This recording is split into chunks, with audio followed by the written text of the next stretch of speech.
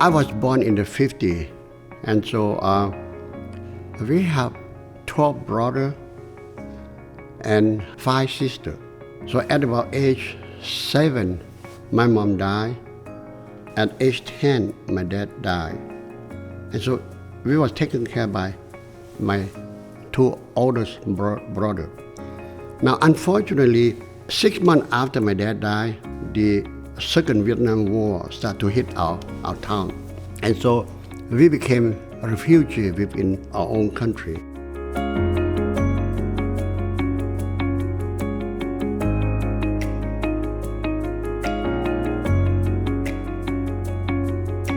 And so we arrived in the capital. I started to go to school and so on, but I hate school. I didn't want to go to school. I just wanted to play outside. It's a lot more fun and so on, right? At some point, when I was in 6th grade, 7th grade, there's an exam to get into one of the elite schools in the country. And so I wrote down my application, but I didn't have the money to registration fee, right? And so I didn't know it. And one day my teacher asked me, have you sent in your application? I said, no. And he said, why? I told him I didn't have the money to pay for the fee. And the teacher said, give me your application, I'll take care of it. And he said, you make sure you go to the exam, right? And so I show up to the exam, took the exam, and I said, probably I have no chance. During the whole year, probably about half of the time, I would be somewhere in the Mekong River having fun instead of being in the class. At the time, there's no job, no nothing. The only way that you can have some kind of income is to become a military person, right? To become a soldier. So me and a group of friends, we decided to sign up for the military. And so one morning, we are all in the line to go register. There's a lot of kids my age signing up for the military. And as we was in the line, one of the officers came out and he said, Brian, it's over there. Just bring, they sent me a telex from the capital.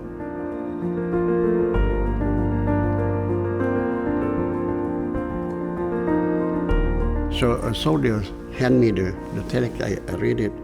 I passed the exam, I qualified for the scholarship. And so they asked me to show up at what time with a listing of all the things that I need, right?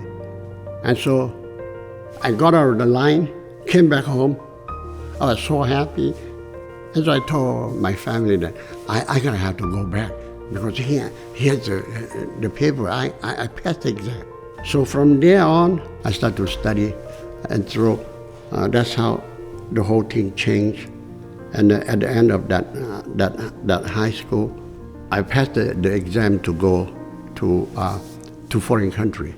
I decided to go to France, and I studied in France. I finished grad school in there. I did a postgraduate school in France too. After that, I worked in France for over maybe about 4 or 5 years. And by that time, most of the people we know came to the U.S. So I came to visit the U.S. in 1982. And I did some quick research, right? And at the time, there's a farm bill that was discussing, and I looked at the farm bill project and said, oh, this could be my door, my stargate into the U.S.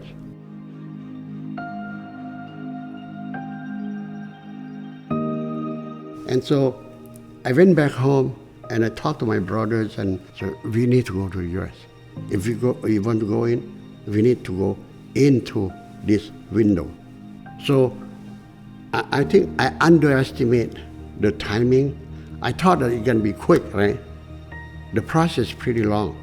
It took the U.S. about 5 years to get that farming bill approved and then get the budget in and then implement it. And so when they implement that, we just walked through the immigration, got our paperwork, and then get into the real job, real activity in this country. I became a migrant farm worker. I got stuck in there for a little bit over 5 years until one morning, me and my wife will show up at the strawberry field, and the farmer owner of that place said, "Oh, Brian, you guys arrived too late. So there's no more spot to pick strawberry. I'm just gonna take your wife. You sit here and I'm gonna find another job for you." So my wife went to pick the strawberry. I was waiting there, and then after that he came in and he said, "Okay, can you take care of the strawberry stand on the side road?" I said, "Oh, sure." So I stayed there for the whole day, and in the middle of the afternoon, this young man came in and he said he wanted 3 boxes of strawberry. So I took 3 boxes of strawberry, put it into the trunk of his car, and he paid me, and he was about to drive off. For some reason, probably millions of thoughts going in his head. He stopped the car, backed up the car, and came out. He said, "Would you like to learn how to make money differently than pick up strawberry?" I said, "Of course." I was dreaming about that every day. And so he said, "Can you come to this address?" He write down the address. I show up at the address. I open the door. A lot of people was in the room. People are excited, dressed good, look good. And that's the first time that I can get into a group that speak English. I thought, man, I want to learn English, and I want to be able to be around people who are successful, so that maybe I can learn how to become successful in this country. And I still remember the music that was going on was Revolution, the Revolution from the Beatles. And then they introduced the speaker, the presenter. I still remember very clearly, like yesterday. It was a professional rodeo rider. He got into an accident and he cannot ride the bull anymore. So he did this business. Now he's making over $300K per year. The presentation, I didn't remember anything. All I know is that if the rodeo rider can do it, maybe I can do it. And after that, they moved me to another place and they said, "Let me introduce you to my manager." And he introduced himself. He used to be a construction worker. Rodeo rider can do it. Now construction worker can do it successfully. So from that moment on, I decided that I want to be part of that. Why did the guy talk to me? So in some way, he gave me the message. I took it and ran as fast as I can. And when my first check coming in, my wife has to do 2 jobs, right? Suddenly, one morning, I woke up and said, how come you don't go to work, honey? And she said, "Did you saw your check?" I said, "No." I went out and looked at it. I said, "Oh, that's normal. That's why she didn't want to go to work." And from that day on, she never have to work again. This business changed my life in a way that I would never expect it. Suddenly it gave me the possibility to live life on my own terms. I was a strawberry picker. Why is that guy talk to me? There's no reason. If you think correctly, you would not talk to a strawberry picker that barely speak English. Why did the guy talk to me? And so that's how I changed my view of the business. It's not about me anymore. It's about the community.